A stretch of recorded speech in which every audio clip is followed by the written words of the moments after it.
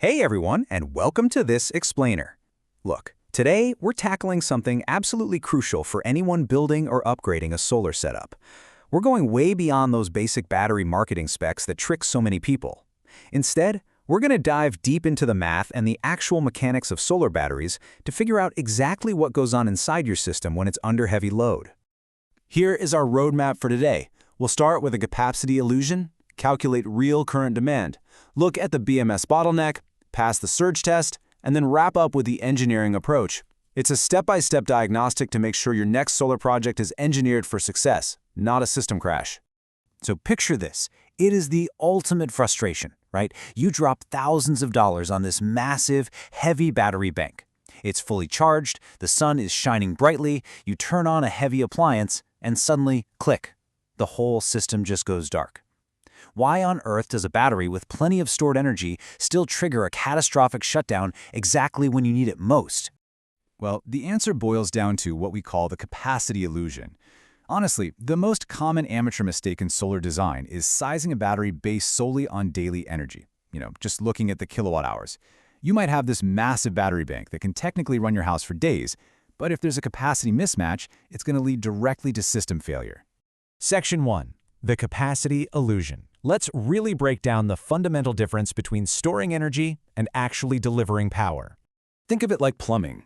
Your battery's energy capacity in kilowatt hours, that's basically the size of your water tank. It tells you how long the water will last. But then you have your load, like a 6 kilowatt inverter.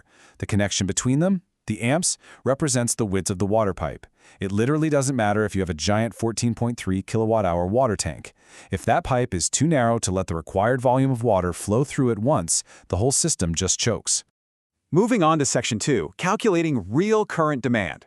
Let's do the math and figure out exactly how wide our metaphorical pipe needs to be for a standard 6 kilowatt inverter. Okay, here's our baseline calculation. We're targeting a 6,000 watt inverter demand. To find the current, we just divide that by the battery's nominal voltage, which in this case is a standard 51.2 volts. The result, 117 amps. Now that gives us our ideal theoretical limit, but we live in the real world and physics always takes its cut. And that cut is what we call the efficiency tax. Let's be real, inverters are never 100% efficient. When they convert direct current from your battery into alternating current for your house, some of that energy is lost as heat. Typically, an inverter runs at about 92% efficiency, meaning we've got an 8% loss.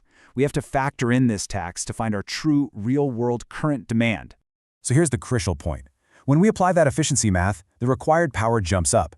To actually get 6,000 watts of useful AC power out of a 92% efficient inverter, we actually have to draw over 6,500 watts from the battery. Divide that new number by our 51.2 volts, and our continuous current requirement jumps from 117 amps up to a verified demand of 127 amps. That right there is the absolute minimum continuous width of our pipe. Which brings us to Section 3, the BMS bottleneck. Now that we know our exact demand, we're at the most critical part of our diagnostic. We are going to uncover exactly where the system is most likely to violently fail. This is the anatomy of a system crash. We have our verified demand, 127 amps of continuous electrical pressure pushing through the system.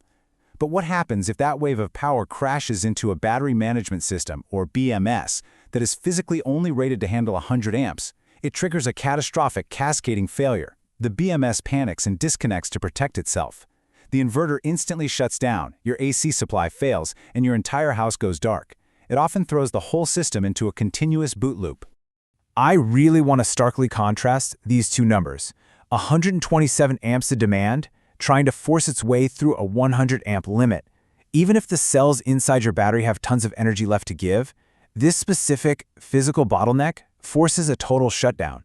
Again, energy capacity absolutely does not equal current capability. Thankfully, there is a relatively easy fix. Here is the capability diagnostic table. As we just saw, a 100 amp continuous BMS is an automatic failure for a 6 kilowatt load. The minimal safe standard is a 150 amp BMS, which easily clears our 127 amp hurdle. But the recommended configuration is a 200 amp continuous BMS. That gives you a crucial operating reserve for things like temperature fluctuations or sustained heavy loads.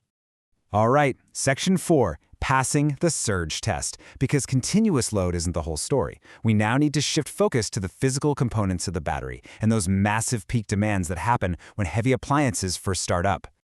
What's really interesting here is that it completely changes how we view a battery.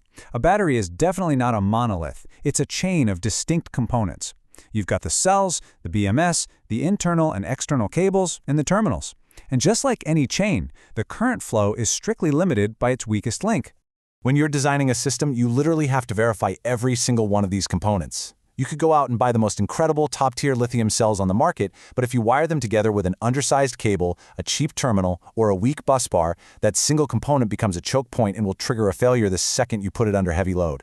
Let's do a quick health check on our cells.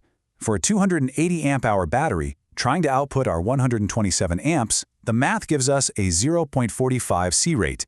This puts us squarely in the green comfort zone. Really good quality lithium iron phosphate cells can handle this all day without breaking a sweat, so the cells are healthy. But then comes the surge test. When an electric motor, a water pump, or an AC compressor first kicks on, it requires a massive temporary spike in power. A 6 kilowatt inverter can actually surge to 12 kilowatts for just a few seconds. Applying our efficiency math again, that means the battery suddenly has to supply a massive 255 amps. Your BMS absolutely must have a peak rating capable of handling this 255 amp surge, otherwise the motor just stalls and the system crashes. Finally, Section 5, the engineering approach. We've done the math, we've identified the bottlenecks. Let's pull this all together into a practical, bulletproof framework. This right here is the biggest takeaway of this entire explainer. The amateur approach just blindly looks at pillar number 1, daily energy in kilowatt hours. And, as we've learned, that results in a system that crashes under pressure. The engineering approach is built on 4 pillars: daily energy, continuous current, surge current, and the physical constraints of the BMS and cables. It is literally the only way to guarantee a stable and safe system. And that gives us our ultimate takeaway, the highly specific checklist for configuring a 6 kilowatt system. Yes, you need that 280 amp hours of capacity, but crucially, you need a BMS rated for a minimum of 150 amps continuous, with 200 being ideal, and a peak surge rating of at least 250 to 300 amps. That is what a properly engineered spec sheet actually looks like. Which brings us to the final question you really need to ask yourself. Is your battery's pipe actually wide enough for your home's real power demands? Seriously, don't just guess based on total capacity. I highly encourage you to go look up the continuous and peak amp ratings of your specific BMS and inverter right now. Match up the numbers, double-check your cables, and make sure your system is engineered to handle the real pressure. Thanks so much for joining me on this explainer, and happy building!